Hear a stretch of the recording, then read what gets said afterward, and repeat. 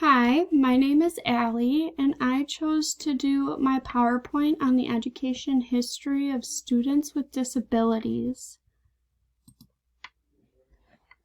My first slide is labeled Not Human because before the 1800s, people with disabilities were not considered 100% human by philosophers, and that was because they were not able to assess certain situations or be able to comprehend different topics or even function like someone without a disability. So due to that, they were not allowed education because they felt that that was a waste of education. We were giving someone that would not understand anything. People with disabilities were also often excluded from different everyday life events like going to a circus or going grocery shopping because they were just not capable of doing so. My third slide is called the School Attendance Law.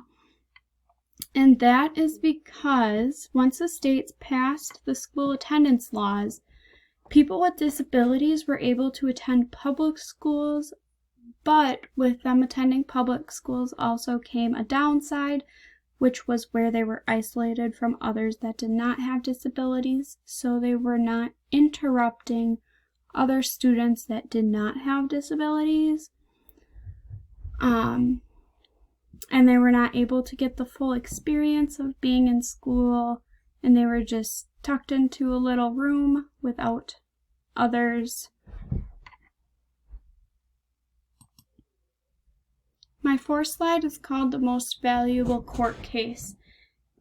And that is because court cases during the contemporary era of reform changed the way students with disabilities were treated.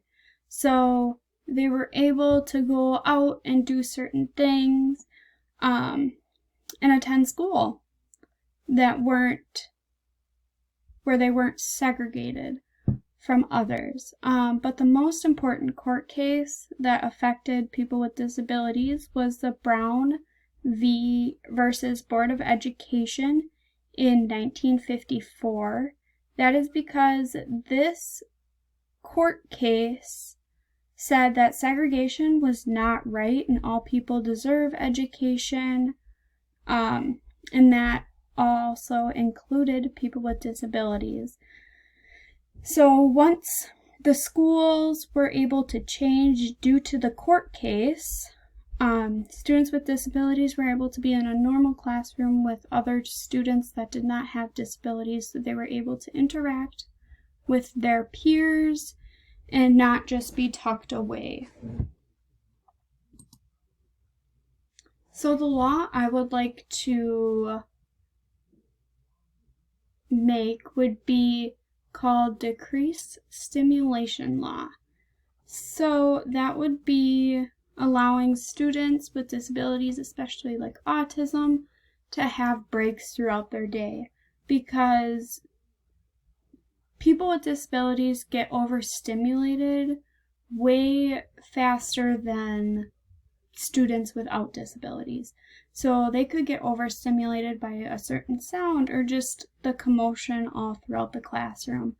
And that overstimulation can lead to aggression and other behaviors.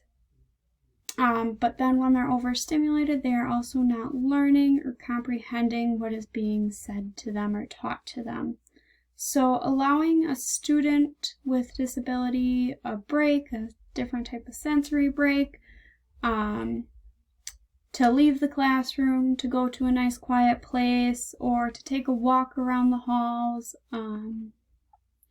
just to de-escalate and be able to function when they're not overstimulated, and then after, just go back to class and repeat the learning, or just jump right back in, and then every couple lessons or whatever is best for the child, take breaks, because that would be the most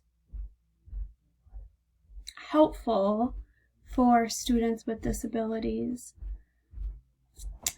Thank you for listening, and that is the end of my PowerPoint.